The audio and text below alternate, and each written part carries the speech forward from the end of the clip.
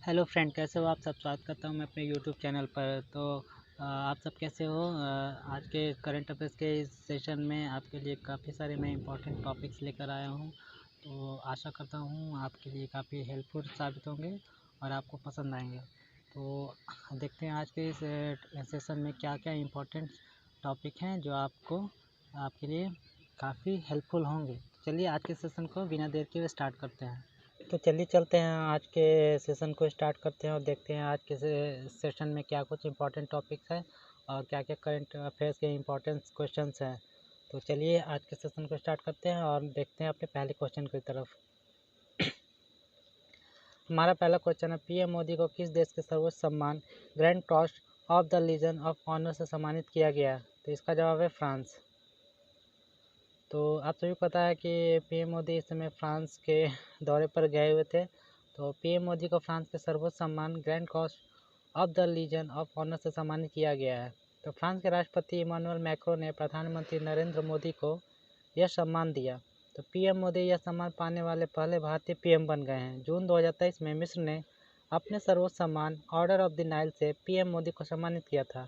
तो फ्रांस के राष्ट्रपति इमानुएल मैक्रों को आप भारतीय प्रधानमंत्री श्री नरेंद्र मोदी को ये अवार्ड यानी फ्रांस का सर्वोच्च नागरिक सम्मान देते हुए आप स्क्रीन पर देख सकते हैं।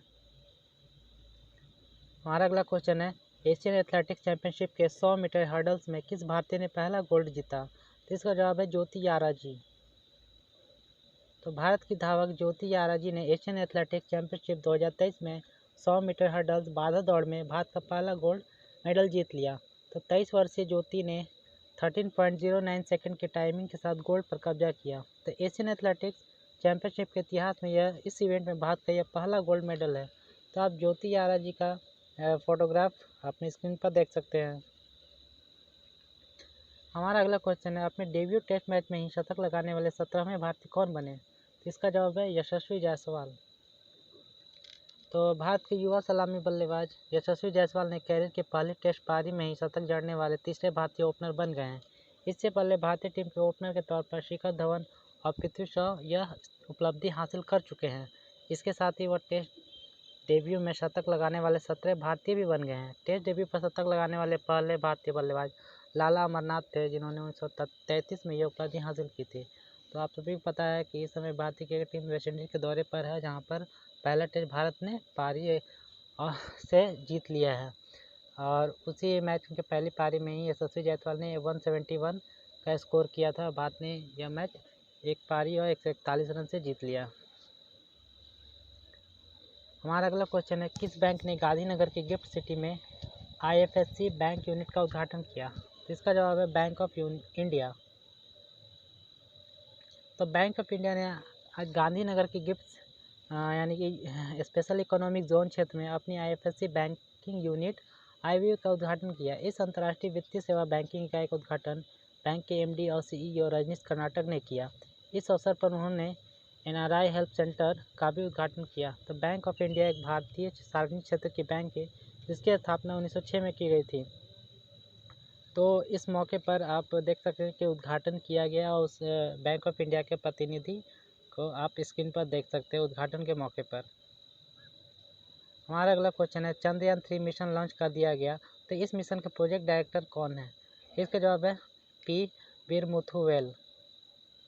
भारतीय अंतरिक्ष अनुसंधान संगठन इसरो ने भारत के तीसरे मून मिशन चंद्रयान 3 को सफलतापूर्वक लॉन्च कर दिया है। इसे सतीश धवन अंतरिक्ष केंद्र से लॉन्च व्हीकल LVM-3 से लॉन्च किया गया। चंद्रयान 3 अंतरिक्ष यान और मून पर सॉफ्ट लैंडिंग करने के इसके मिशन के प्रोजेक्ट डायरेक्टर पी वीरमुथुवेल हैं। वह 2019 में चंद्रयान 2 मिशन में भी शामिल थे, जो भारतीय चंद्रयान 2 2019 में 7 सितंबर 2019 को इसरो से उसका संपर्क टूट गया था और वह चंद्रमा पर सॉफ्ट लैंडिंग नहीं कर पाया और क्रैश हो गया था। चंद्रमा पर भारतीय प्रयास 2008 में शुरू हुआ था और यह 2023 में भी ये चंद्रयान 3 मिशन के साथ ये आगे भी जारी है।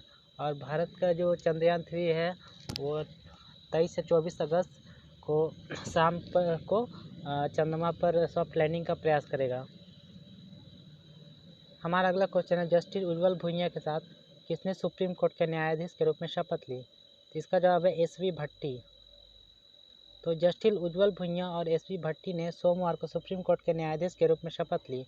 सुप्रीम कोर्ट में अब न्यायाधीशों की संख्या 32 हो गई है। तो भारत के मुख्य न्यायाधीश डी.वाई. चंद्रचूड़ ने सुप्रीम कोर्ट में आयोजित एक समारोह में दोनों न्यायाधीशों को पद की शपथ दिलाई।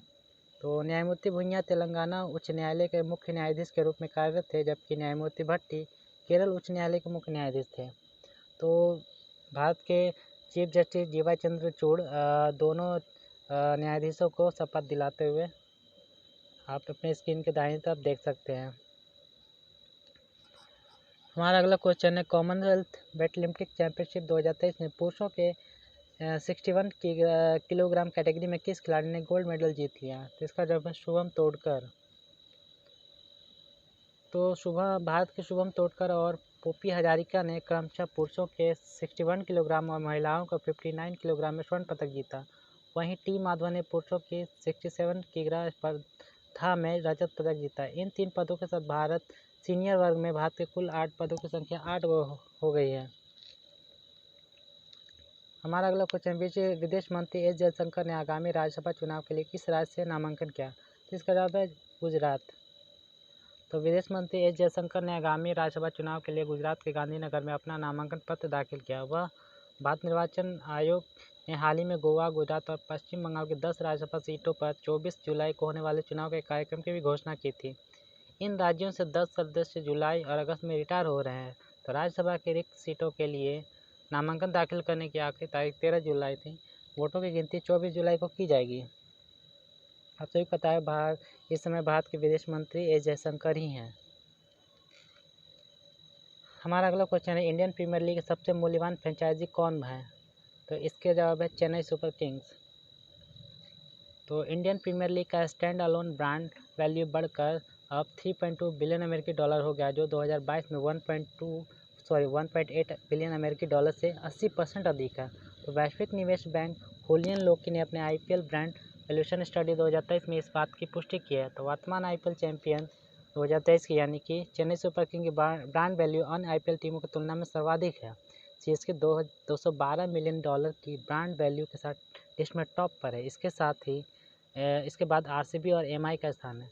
तो आप सभी को देख सकते हैं कि IPL की जो तमाम टीमें हैं उसकी टोटल ब्रांड वैल्यू कितनी है और उनकी रैंकिंग क्या है। तो पहले नंबर पर CSK है, जो कि 2022 में 146 मिलियन अमेरिकी डॉलर थी, जो कि 2023 में बढ़कर 212 हो गई है और इसमें परिवर्तन 45.2% का रहा। RCB दूसरे नंबर पर है, उसकी ब्रांड वैल्यू 128 थी 2022 में और 2023 में 195 है और इसकी परिवर्तन जो है 52.3% रही। तीसरे नंबर पर MI है, चौथे नंबर पर KKR है, जिसकी ब्रांड वैल्यू 122 में और इस साल 181 है। इसकी भी ब्रांड वैल्यू बढ़कर 48.4% का परिवर्तन देखा गया है। अगले नंबर पर DC है, यानी कि दिल्ली कैपिटल, जिसकी ब्रांड वैल्यू 2022 में 83 थी, इस साल 133 है, यानी इसमें परिवर्तन 60.2% का है। अगले नंबर पर SRH यानी सनराइजर्स हैदराबाद, इसकी रैंकिंग आती है। तो इसके ब्रांड वैल्यू 2022 में 81 मिलियन डॉलर थी, जो कि 2023 में 128 हो गए। इसमें परिवर्तन 58.02% का रहा। अगले नंबर पर राजस्थान रॉयल्स है, जिसकी 2022 में ही 59 थी और इस साल 120 है मिलियन अमेरिकी डॉलर हो गए। तो इसमें बढ़ोतरी है 103.4% की रही। अगले नंबर पर GT यानी गुजरात टाइटंस है, जिसकी ब्रांड वैल्यू इस साल 2023 में 120 मिलियन अमेरिकी डॉलर है और अगले नंबर पर पंजाब किंग्स है, जो 2022 में 63 मिलियन अमेरिकी डॉलर थी, इस साल 90 मिलियन अमेरिकी डॉलर है। इसमें 42.85% की बढ़ोतरी हुई है। और लास्ट में है LAG यानी लखनऊ सुपर जायंट है, जिसकी इस साल के ब्रांड वैल्यू 83 मिलियन अमेरिकी डॉलर है। अब इंडियन प्रीमियर लीग का स्टैंड अलोन जो ब्रांड वैल्यू है अब 3.2 बिलियन अमेरिकी डॉलर हो गया है, जो 2022 में 1.8 बिलियन अमेरिकी डॉलर से 80% अधिक है। तो वैश्विक निवेश बैंक होलियन लोकी ने जो ब्रांड वैल्यू का वैल्यूएशन जो जारी की गई, इस बात की पुष्टि कर दी है। आप सभी पता है कि इंडियन प्रीमियर लीग विश्व की सबसे बड़ी फ्रेंचाइजी लीग है। इसकी लोकप्रियता दिन पर दिन बढ़ती जा रही है। तो गौरतलब है 2021 में लखनऊ सुपर जायंट और गुजरात टाइटंस ने के प्रीमियम वैल्यूएशन यानी सामूहिक रूप से 12,715 करोड़ के साथ आईपीएल में शामिल हुई थी और 2022 में गुजरात टाइटंस की टीम ने खिताब पर कब्जा भी जमाया था और लखनऊ सुपर जायंट 2022 और 23 में भी प्लेऑफ्स में पहुंचने में कामयाब रही है, बट वो फाइनल में जगह नहीं बना पाई।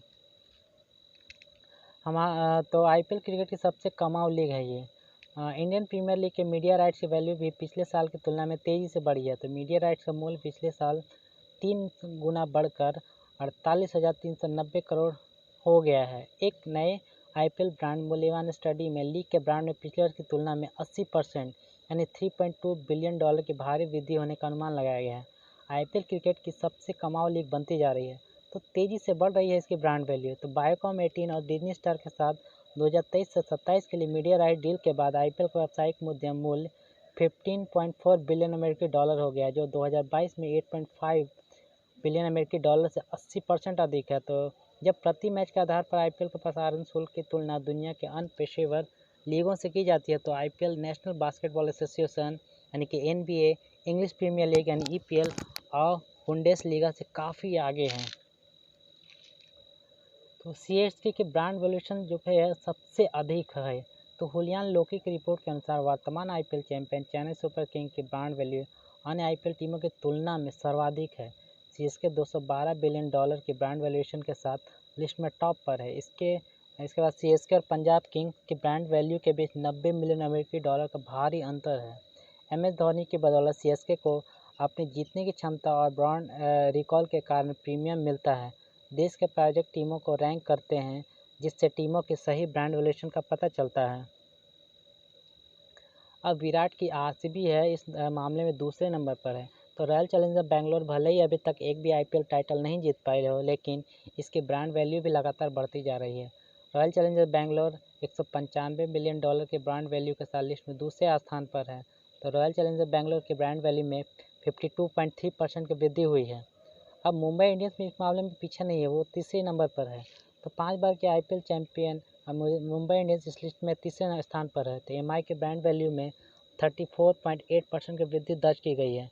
तो मुंबई इंडियंस $190 मिलियन के ब्रांड वैल्यू के साथ तीसरे स्थान पर काबिज है। हालांकि उनके हालिया प्रदर्शन को देखते हुए ब्रांड वैल्यू में गिरावट दर्ज की जा सकती है, लेकिन प्रीमियम प्रायोजकों को आकर्षित करने की उनकी क्षमता अब भी बरकरार है। अब केकेआर 2010 की शुरुआत में मुनाफे में आने वाली पहली फ्रेंचाइजी थी, जो $181.0 मिलियन के ब्रांड वैल्यू के साथ इस लिस्ट में चौथे स्थान पर है। इस लिस्ट में $120 मिलियन के ब्रांड वैल्यू के साथ राजस्थान रॉयल्स छठे पायदान पर है, जिसके ब्रांड वैल्यू में 103.4% की वृद्धि देखी गई है। अब हमारा अगला क्वेश्चन देख लेते हैं कि किस देश में गुइलेन बैरे सिंड्रोम के चलते राष्ट्रीय स्वास्थ्य आपातकाल की घोषणा की गई है। तो इसका जवाब है पेरू। तो पेरू ने न्यूरो संबंधी डिसऑर्डर गुइलेन बैरे सिंड्रोम के मामले में वृद्धि कारण 90 दिनों के राष्ट्रीय स्वास्थ्य आपातकाल की घोषणा की है, यानी 3 महीने के लिए। तो गुइलेन बैरे सिंड्रोम एक दुर्लभ तंत्रिका संबंधी विकार है, जिसमें शरीर की प्रतिरक्षा प्रणाली तंत्रिकाओं को प्रभावित करती है। पेरू एक दक्षिण अमेरिकी देश है जिसकी राजधानी लीमा है। हमारा अगला क्वेश्चन है world shooting para sports world cup में किस खिलाड़ी ने गोल्ड मेडल जीता। इसका जवाब है रुद्राक्ष खंडेलवाल। तो भारत के पैरा निशानेबाज रुद्राक्ष खंडेलवाल ने world shooting para sports world cup के P4 मिश्रित 50 मीटर पिस्टल H1 कैटेगरी में गोल्ड मेडल जीता। वहीं निहाल सिंह ने इसी इवेंट में सिल्वर मेडल अपने नाम किया। तो 16 वर्षीय रुद्राक्ष ने फाइनल में 231.1 का स्कोर बनाकर इस स्पर्धा में विश्व रिकॉर्ड भी बनाया, जबकि निहाल 222.2 के स्कोर के साथ दूसरे स्थान पर रहे। रुद्रांश ने खेल रत्न पुरस्कार विजेता मनीष नरवाल का विश्व रिकॉर्ड भी तोड़ दिया, जिन्होंने 2020 टोक्यो पैरालंपिक खेलों में स्वर्ण पदक जीता था। तो आप रुद्रांश खंडेलवाल को गोल्ड मेडल जीतने के बाद प्रशंसित मुद्रा में देख सकते हैं। हमारा अगला क्वेश्चन है एशियाई एथलेटिक्स संघ ने किसी सर्वश्रेष्ठ सदस्य महासंघ के पुरस्कार से सम्मानित किया है। तो इसका जवाब है भारतीय एथलेटिक्स महासंघ। तो भारतीय एथलेटिक्स महासंघ यानी कि AFI को बैंकॉक में एशियाई एथलेटिक्स संघ द्वारा सर्वश्रेष्ठ सदस्य महासंघ के पुरस्कार सम्मानित किया गया। तो एशियाई एथलेटिक्स एसोसिएशन द्वारा आयोजित समारोह के दौरान AFI अध्यक्ष आदिल सुमरीवाला ने पुरस्कार प्राप्त किया। तो एशिया एथलेटिक्स एसोसिएशन एशिया में एथलेटिक्स के खेल के लिए महाद्वीपीय शासी निकाय है। हमारा अगला क्वेश्चन, लॉर्ड हनुमान को किस चैंपियनशिप का आधिकारिक शुभंकर घोषित किया गया? तो इसका जवाब है एशिया एथलेटिक्स चैंपियनशिप। तो एशिया एथलेटिक्स चैंपियनशिप का आधिकारिक शुभंकर लॉर्ड हनुमान को घोषित किया गया है। इसका आयोजन एशियाई एथलेटिक्स संघ की स्थापना की 50वीं वर्षगांठ पर किया जा रहा है। तो 25वीं एशियाई एथलेटिक्स चैंपियनशिप 2023 का लोगो खेलों में भाग लेने वाले एथलीटों को समर्पण और खेल कौशल के प्रदर्शन को दर्शाता है। शॉर्ट पुट तजिंदर पाल सिंह तूर और लॉन्ग जंपर मुरली श्री शंकर के नेतृत्व में चैंपियनशिप में भाग ले रहा है। तो आप जो लॉर्ड हनुमान का लोगो है देख सकते हैं, जो 2023 में इस साल आयोजित किया जाएगा एशियन एथलेटिक्स चैंपियनशिप।